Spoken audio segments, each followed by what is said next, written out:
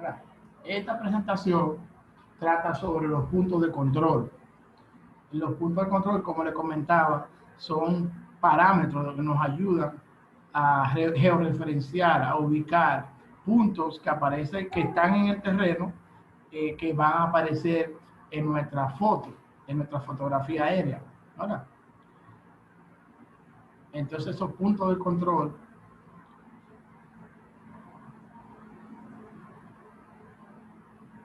entonces van a ser utilizados en el procesamiento de los datos para georreferenciar la foto, como les decía.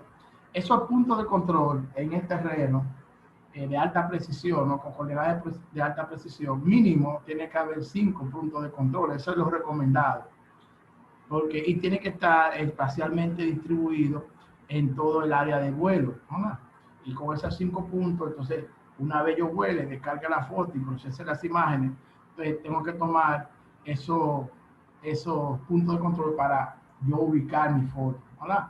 Entonces, dice aquí el segundo punto, que los puntos de control para grandes proyectos debe de ser de 5 a 10, ¿no? De 5 a 10 puntos de control. Recuerden que esos puntos de control hay que ir con un GPS, ¿no? RTK y estacionarse ahí, durar horas hasta lograr una alta precisión. Entonces eso tiene un costo, ir a poner los puntos de control y tiene que ponerlo en los lugares donde son más idóneos, como está esta imagen aquí, bien distribuido en el terreno. Entonces es decir que poner 5 a 10, ya el proyecto tiene que ser un proyecto importante, es decir, en cuanto al área que cubre. En temas de mapa topográfico, áreas, ya un municipio, por ejemplo, ¿no?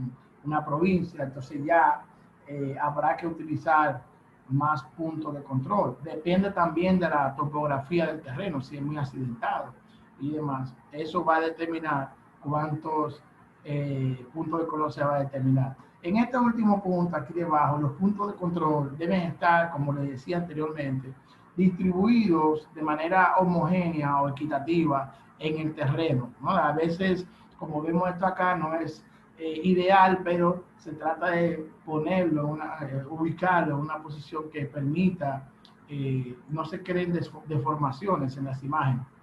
Y también es muy importante, como dice por acá, no colocar los puntos de control exactamente en el borde del área de trabajo, ¿no? Porque entonces se puede crear, debe haber siempre un área de solapamiento. Si te quieres después amarrar este vuelo con otro vuelo, entonces esta área acá va a servir de solapamiento, de un área que permita hacer ese solapamiento entre las imágenes de este vuelo y las imágenes de otro vuelo adyacente que se realizaría. Pero si te pones el punto de control en el mismo borde, entonces no habrá, ¿no? Ningún punto común entre este punto de control y el vuelo siguiente. Entonces nunca es bueno ponerlo exactamente en el borde del área de trabajo, ¿no? Entonces, en resumen, los puntos de control me ayudan a esto me ayudan a esto de yo aumentar la precisión de mi vuelo, también a armar mi malla de fotografías, porque tengo puntos conocidos, con coordenadas conocidas, que van a aparecer en mi foto, ¿no? En mi foto. Entonces, los puntos de control son fundamentales. Vimos que la cantidad de puntos debe andar entre 5 y 10, y si el proyecto es de cierta envergadura, entonces vamos a tener que tomar en cuenta el terreno, ¿no? Para saber si se va a utilizar más puntos de control. Entonces, aquí vemos esta plancha, ¿no? Que se está utilizando de color blanco y negro, vemos un dron encima, y esto es básicamente la señal, ¿no? Que se pone y que representa un punto de control en el cual se va a conocer, se va a determinar la coordenada para cuando se haga el vuelo, entonces poder contar con ese punto de control.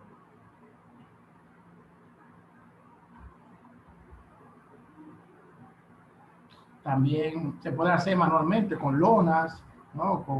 Se puede pintar una lona blanca, pero también algunas tiendas también pudieran vender elementos que puedan servir de punto de control.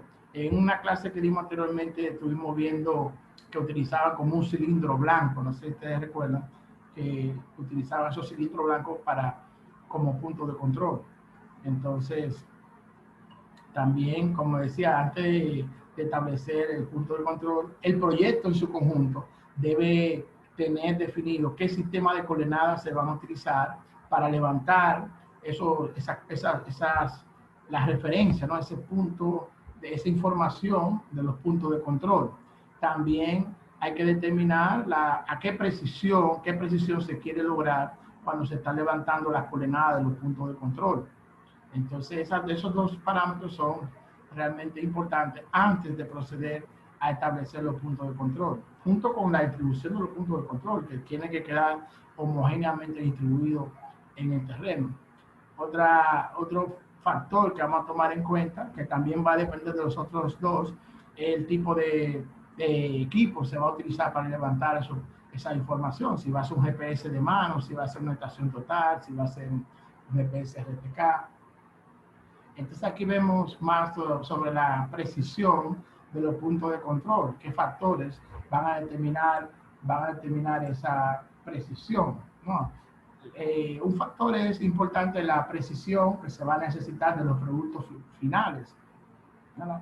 Aquí tenemos el píxel que va a recibir el sensor, ¿no? En el sensor tenemos la focal de la cámara, tenemos la altitud del vuelo, tenemos el sensor óptico.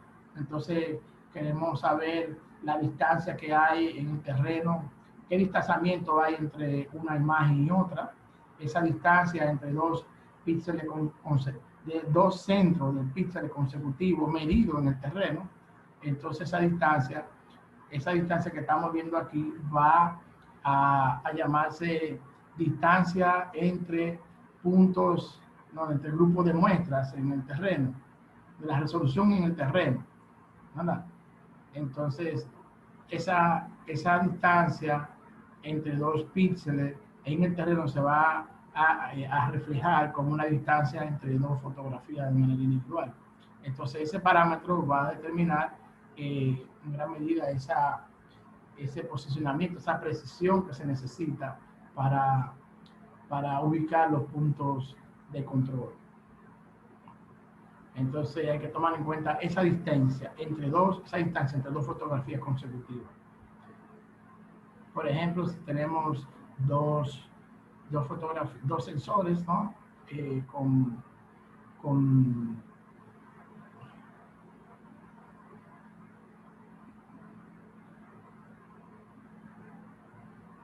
Entonces tenemos que tomar en cuenta qué queremos tomar en cuenta esa separación que va a haber entre el punto de control. Regularmente entra de 5 a 10 veces la distancia que hay entre dos fotografías consecutivas.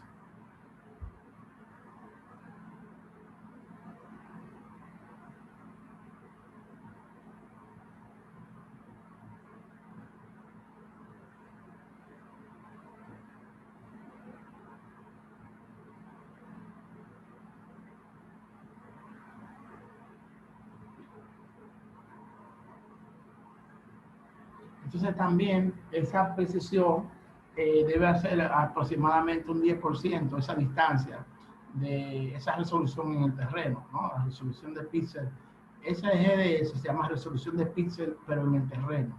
Entonces esa resolución de píxel en el terreno, esa precisión debe andar en tanto de un 10%.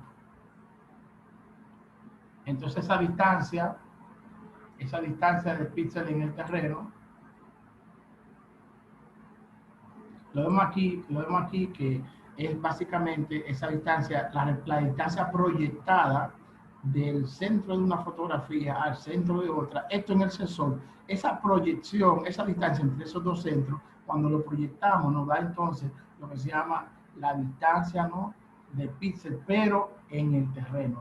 Esos mismos dos fotografías, esos dos celdas que están aquí, cuando se proyectan, entonces se refleja esa distancia, y esa distancia es importante al momento de establecer los puntos de control.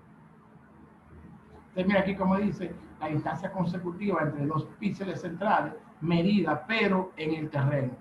Entonces, mientras más grande es esta distancia en el terreno, más baja va a ser la resolución espacial.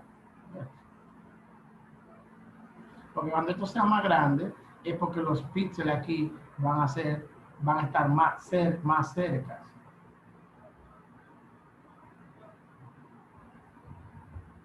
Exacto.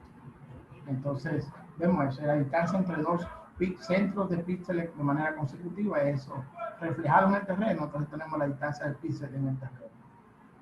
Entonces, esta distancia del píxel en el terreno va a depender de la altitud del vuelo.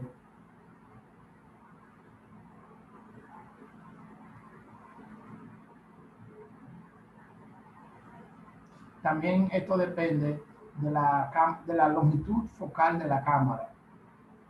Mientras más pequeño es la longitud de la distancia focal, entonces el ángulo va a ser diferente y el área que va a cubrir la imagen va a ser mayor.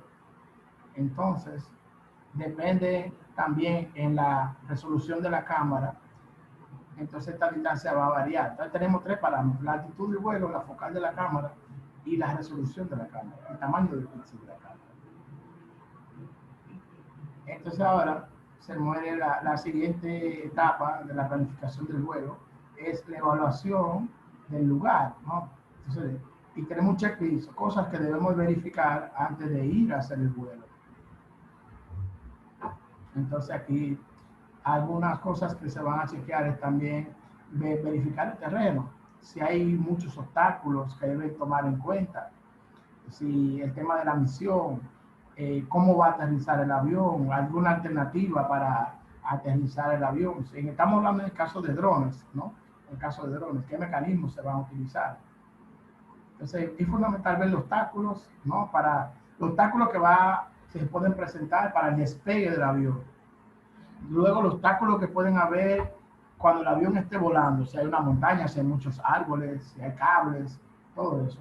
El tema entonces de cuando vaya a aterrizar el avión, tomar en cuenta también diferentes alternativas en caso que pasen situaciones. El tema del aeropuerto es fundamental tomarlo en cuenta, y zonas militares, ¿no? Saber que hay que siempre pedir su permiso para poder hacer esos trabajos en esas zonas. Entonces otro factor importante es de preguntarle a los locales, a los actores locales, como les decía, al aeropuerto, autoridades militares, policiales, civiles, entonces los ayuntamientos, ver también si hay posibilidades de que haya un helicóptero por ahí, si alguien más va a volar un dron, si hay algún tipo de actividades que van pudieran interrumpir o ser afectadas por el dron o al dron. Entonces hay que tomar en cuenta todos esos factores, ¿no? Factores, no ir a lo loco y tomar un avión y volar, sino ser serio y averiguar, hacer esa tarea de evaluar lo que es el lugar, incluyendo los actores locales. También es importante, como mencionaba en la presentación anterior, el tema del clima, ¿no? Verificar los pronósticos que tienen las autoridades sobre lo que va a pasar en esa zona, ¿no? Entonces, no solamente una decisión de volar o no volar, sino que si hay mucho viento, su dron se le puede perder, ¿no? Si hay muchas nubes, cosas así, ¿no? Hay poca visibilidad, también entonces el tema de la temperatura, porque puede afectar la vida útil de la batería, y también el tema del si está lloviendo los drones son aparatos electrónicos, no son aviones, ¿no? Que pueden soportar muchos climas, muchas condiciones, entonces a veces es preferible no volarlos si está en una situación de mucha lluvia o muy húmeda, qué sé yo. Entonces hay que cuidar el equipo y hay que tomar en cuenta eso.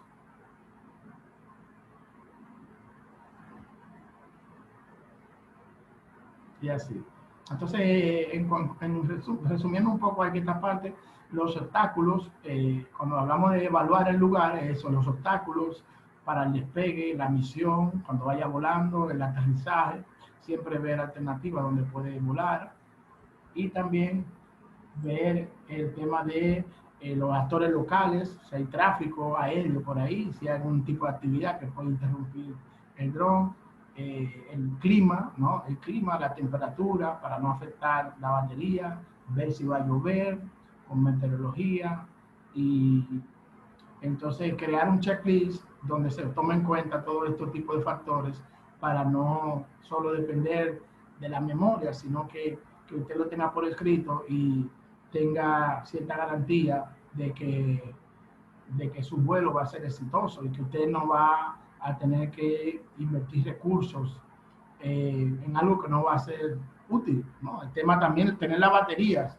la batería, el número de cargadores, todo eso usted debe de pensarlo antes de ir si necesita varios cargadores, cuánto dura la batería, a veces duran 20 minutos, 15, el tiempo que dura en vuelo y todo esto. Entonces también está hablando de que hay algún tipo de checklist, de plantilla que puede ser utilizado, la puedes cargar de internet para saber si su equipo y su plan de vuelo va a ser exitoso. Usted puede chequear aquí y marcar lo que está, lo que está bien y esto. Entonces, mira aquí, está viendo alguna página donde puede descargar esa plantilla que le ayuda a usted verificar que todos los parámetros son apropiados para que su operación, su plan, su vuelo sea ejecutado de manera exitosa. Entonces, eso es muy importante utilizar ese tipo de plantillas,